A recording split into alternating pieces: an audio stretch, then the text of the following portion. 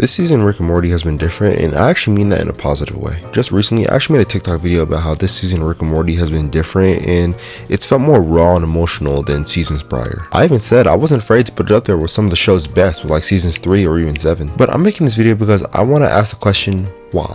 Why is this season so good? What exactly has this season done to make people like me put it up in such high regards? Well, if you let me do the honors and stay here and watch, I'll try my best to explain why Rick and Morty Season 9 is so different.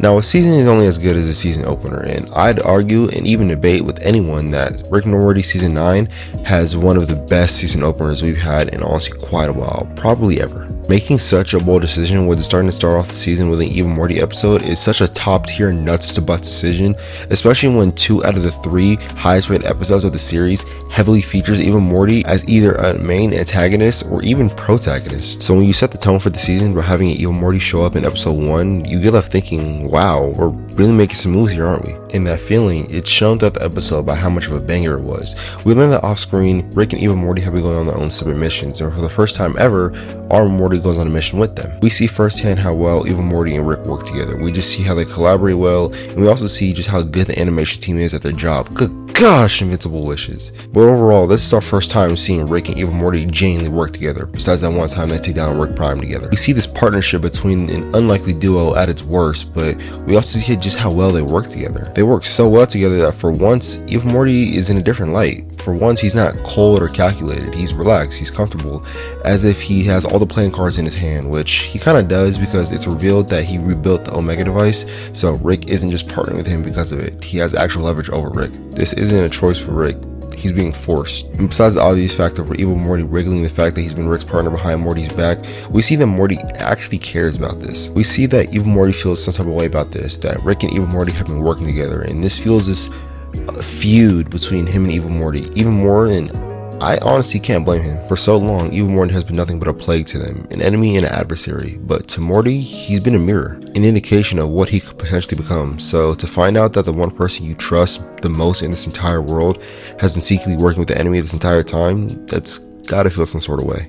And to the viewer, it leaves you to think, is Rick just gonna dispose Morty's emotions again? Will he brush them off like he usually does? Does he even care about what Morty feels like right now? And it turns out he does. When Rick originally left to go to the bathroom, it's revealed that he not only blew up Even Morty's Omega device, but he destroyed the blueprints for it as well. In just the first episode of the season, we see something that we usually need build up for in every prior seasons. We see Rick caring, we see a different side and perspective of Rick. And while Rick is a genius, he's not a total idiot, and he knows how much of a threat Even Morty truly is. So much so that he immediately, when Rick and Morty get back to the Smith house, Rick reveals that he has a bunker dimension that he's been built and waiting to use this entire time. I ain't gonna lie, the whole bunker dimension gag was actually pretty funny, especially since I think Rick kind of cloned everybody and their neighbors around him. Like the bunker gene was a pretty funny gag. But again, all of this showing, we see that Rick is he's so much more different than he is in previous seasons, so much more developed, and we see that he goes out of his way to make sure that the Smith family is safe and protected, and he even warns them about Even Morty's coming. Rick even protects Jerry. That just shows how much he's matured as a character. Now, the question why Space Beth isn't here, one could just chalk up to the fact that she's in space and Rick just says she's mean to him sometimes, but given the fact that he doesn't see her, or we originally don't see her and she's not at the house at all, I'll just say that Space Beth was in space. Not only do we see from this episode that Rick and Morty are just super emotionally developed from they are on the standpoint of the Smith family, but seeing how much they care for one another and act more domestic, but also the animation and fight scenes overall, this episode is just really just top tier and such a great season starter. This episode really captivates and shows how much of a threat Even Morty is to Rick, and not only do we see with their technology, but we see with their minds as well. I know Rick and Morty has really started the trend that smart characters just equals technology spam, but there's a reason why Rick and Morty is the blueprint. I also love it though when Rick and Morty are equal lengths and we see Morty carry his own weight. Overall, this fight scene was just really well animated, and we finally got to see more of a clear answer to why Rick does not mess with time travel, and it's not just because of Ant-Man and the Wasp. Yep, the biggest change of all status quos is the fact that Even Morty gets arrested. Right here, right now, for the first time, it's the end of Even Morty. An episode like this feels like such a season finale, or even for some shows a series finale, but for all, this is the first episode of a season, and it really does have you thinking, what does the rest of the season have in store? I mean, what is Rick and Morty without an episode that leaves you feeling like utter crap? In this episode, it's revealed that Rick likes to lobotomize himself to the point where he's an entirely different person. He doesn't remember who he is, he's purposely going to another planet where nobody knows who Rick Sanchez is, and he likes to just have a week of isolation alone. And off rip, this concept is beyond amazing. The idea that Rick builds a whole separate life for himself and away from his own life and sees it as a vacation is both horrifying and interesting. Imagine one day you just walk into the kitchen and a hologram of you is telling yourself that your name you've been called your entire life and the life you've been living as a whole isn't real. Jeez, I actually got chills. That's basically what happened to Rick's alter ego Ted. I like this episode so much, not only for the concept, but because in a way it kind of proves Rick Prime was correct. In Ted's perspective, our version of Rick is just his Rick Prime. He stole his life, he stole his mind, and he stole his body. And Ted, he's just wanting to get control back. This whole episode, we see Ted fighting against himself in the same way Rick did against Rick Prime. But the only difference is we root for our Rick because he's the main character. He's the character we've been following since the start of the show. If we originally saw the show in Ted's perspective, it'd be a totally different show, and we'd hate our version of Rick. It really does just draw illustration to Rick's point of, I walked into your garage before you walked into mine. But what makes this episode more of a gut punch even more is when Ted ends up winning, he doesn't change or even feel better. He ends up exactly like Rick. He becomes him. He wears his clothes. He uses his gear. It sadly shows that no matter what Rick does or changes, he affects everyone's life around him, including his own, even if it's in a negative way. And that leads to probably one of the most emotional gut endings the show has ever produced. So happy, and we all really love you. Fuck it.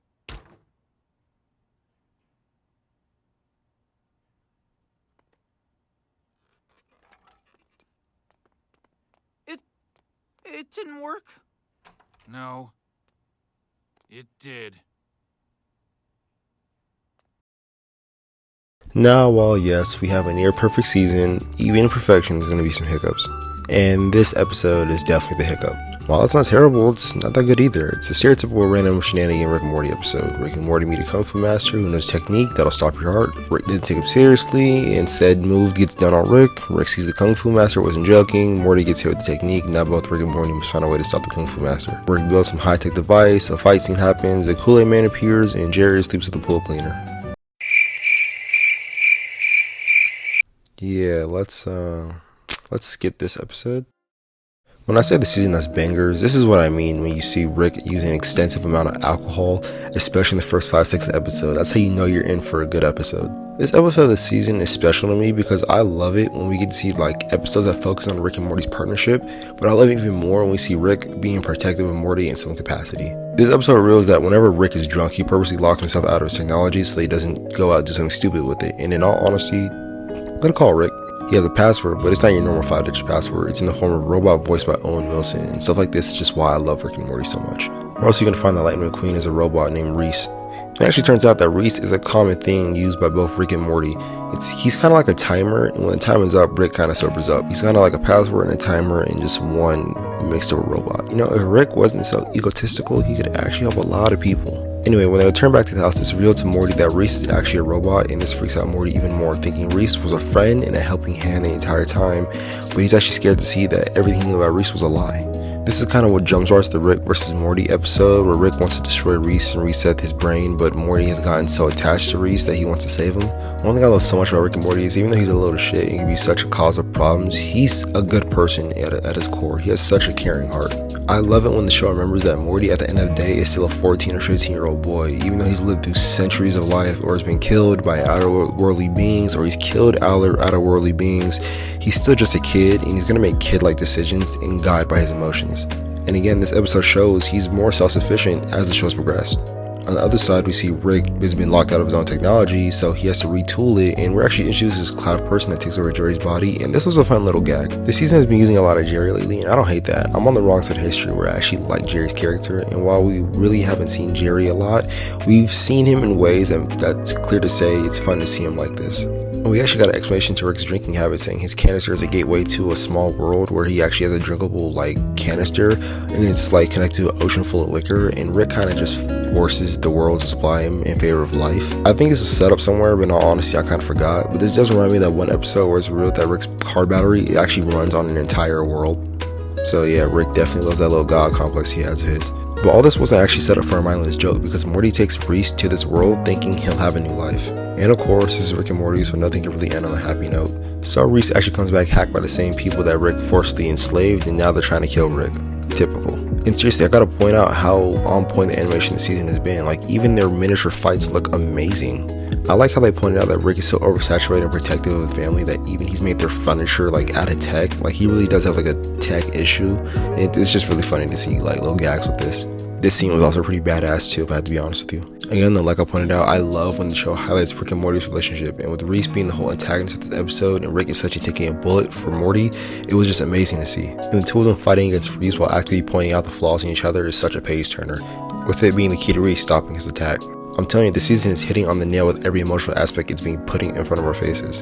Ending the episode, the cloud person that's put in Jerry's body gets put in Reese's body, and Rick nukes the little like pig world that tries to kill them, so everything kind of ends up fine at the end of the day. But I will say that this episode delivers one of the most bone-chilling endings we've probably gotten from the entire show. Morty, I can tell you're disgusted. But you're gonna be just like me. It's a disease, Morty. A genetic disease. It's already in you, Morty.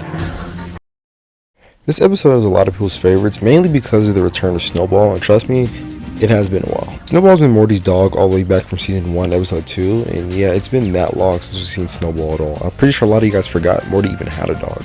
It's been shown that in that time span, Snowball has made his own civilization of dogs and mech suits. You know, it's weird because I should have expected Snowball to do something like this, but I still didn't. It kind of caught me off guard. Anyway, yeah, Snowball is a leader of a group of dogs and mechs. Nothing really weird about that, right? Besides the fact that dogs were imitated humanoids to be sub-superior races. Man, this season's some peak. All jokes aside though, this episode is amazing, not just because Snowball's return, but because this really showcased and displayed how self-sufficient Morty really is. Remembering how a segment ago I talked about how this season Morty's been more capable by himself? Well, this episode really highlights that. Morty was forced to help the humanoids lead a revolution against Snowball. While he openly says he doesn't want to, us being able to see Morty hold his own, even lead a revolution against the mech-suited dogs and fight Snowball was not only just badass, but also it was just a highlight of how capable he's become over the show's tenure. I remember it being here in this episode that I said having Rick right now would be very helpful, but then I see Morty stab a dog in the throat and I realized Morty has this. His whole theme of humans being insufficient species and dogs have the better judgment and are superior and more powerful, it had me thinking maybe being ruled by dogs isn't so bad.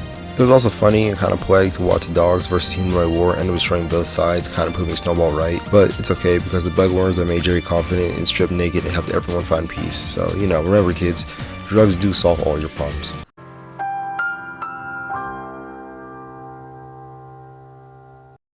You know, Rick and Morty has done the same switcheroo plot so much, you'd think you'd get bored of it, but then you don't, because they always find a way to do the plot in a different way that makes it more exciting to watch. This time, Rick's head is disconnected to his body and ends up giving a whole new meaning to mind over matter. Overall, this episode was interesting because it shed light on the concept that the root of Rick's problem is because the way he is because he leads with his logic and head versus his emotions with his body and his heart, and he thinks too much, or he doesn't feel enough. So splitting him apart and seeing his two emotions and logics work on their own was really interesting. The idea of splitting him up into two and seeing which one fends off better was both funny and genius. You really do see the difference in Rick's heart versus his brain. It was almost heartwarming to see that Rick's body was capable of feeling emotions while his ego and overmassive thinking doesn't get in the way.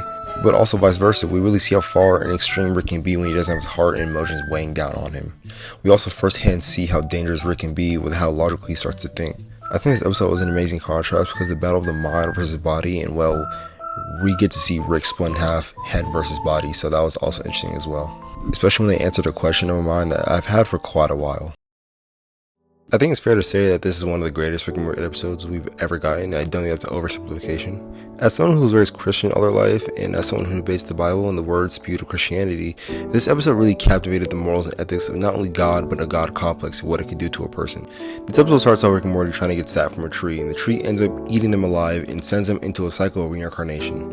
And through the episode, we see both Rick and Morty try to escape what essentially is the game of life, and every turn they make, they end up dying and end up being reincarnated to the start. It's basically a game of reincarnation, the game of life, like I just said. And it isn't until both of them split up and try to find different ways to escape and use different methods to escape, with Rick trying to use his own way of beating the system and escape the tree by learning it and trying to climb it up.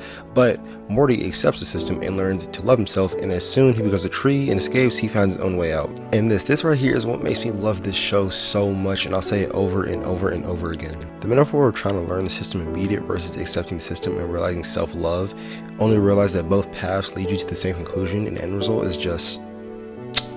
At the end of the day, both paths Rick and Morty going down lead to the same place. Death. But this is just it. The tree and the world they're trapped in is ran on death. What is a god if a god doesn't have a cycle of people to look over? People can't live forever, but they also can't not be born.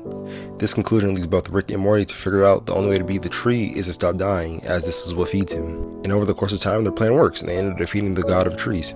Or tree god, I don't know what he really is, but yeah, I'm just saying a god tree. And of course, in Rick and Morty fashion, they leave the civilization of people they not only turn away from, but try to help, but it's a whole thing, you know, Rick and Morty fashion, they gotta be rude to somebody. But like I said before, this episode is genuinely one of the greatest episodes the show has ever produced. Not only because the scene of Morty becoming his own ecosystem was such a beautiful display of animation and storytelling, parallel with Rick's attempt of escape through his own willful means, but also the storytelling and idea of reincarnation and beating the system of life was all top tier, truly A+ tier, and it's definitely one of my favorite Rick and Morty episodes without a doubt.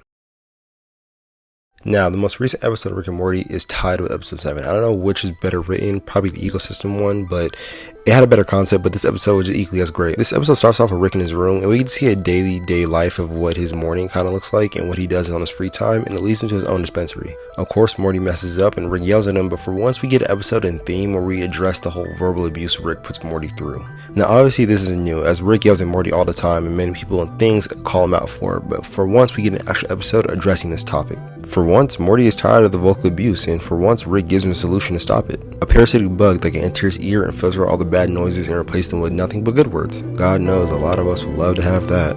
In theory, it's a great concept, and it's shown to have made a great episode as well. It also gives an equally as entertaining subplot where Jerry and Summer try to get these barrels for Rick, and they encounter a serial killer and mess their shopping. It's funny how in the world of Rick and Morty, a serial killer seems like such a small fish in a world of big problems we see in Rick and Morty, but yeah, it's kind of fun to see our cast see an actual human threat, like a serial killer. I don't know. Anyway, returning back to Rick and Morty, Morty abuses his bug parasite in his ear, and it leads to a devastating consequence. And those consequences are revealed in what's probably one of my favorite animated sequences the show has ever made.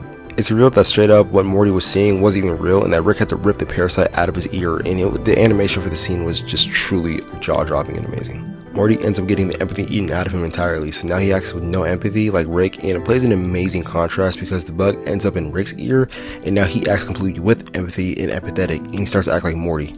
It was a cool contrast and a dope to see the two characters like act like one another. I don't think we ever got in a Freaky Friday-esque episode with Rick and Morty where they swap like palettes or start to act like each other, so to see the reverse and parallels flip was really amazing. It's also well written in how both storylines tied together, with now empathetic-less Morty telling the serial killer to come out and the police just completely unload their guns and bullets on the man, and the follow-up joke with Jerry was honestly even funnier. I technically have a Swiss Army knife in my pocket.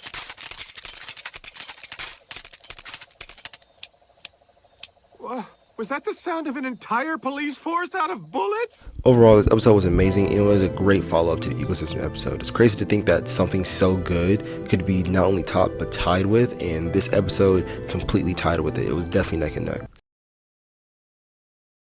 Overall, the season proved to be one of the best the show's actually come up with in a long time, probably ever. Like I said, it's top 3 with seasons 3 and 7. It's different from the seasons prior because unlike the other seasons where it seems like they're just striving for a goal or trying to beat a big bad, we're seeing the emotional weight the family has as a whole and the emotional weight they have with each other. We're seeing how everything Rick and Morty have been through together has emotionally matured them enough to move past it and stay together as a team, and more importantly, grow as partners. This season has honestly been near perfect, and I can't wait for the last 2 episodes remaining to see what they have in store to end the season off and cap off what a great run it's been. And I'll be covering those episodes with their own reviews, so I hope you subscribe and come back to watch the reviews I make for them. But with that being said, I appreciate you guys for watching this review. It was definitely a pain to make, and I appreciate you subscribe for all my work I put in and you watching this. But besides that, yeah, peace out and see you. I can't believe I was going after hoe just to find out she a thought. That nigga not shooting, he capping. I don't even think that little boy got a Glock. Shorty just hit on my phone saying she found me from TikTok, but I got trust issues. I can't fuck with you. I would be in love with you, but this walk said, babe, I miss you. You got a boy best friend, miss me. It's a death sentence if you diss me. Kato gon' spin your whole block like a frisbee. Now you on TV like Disney.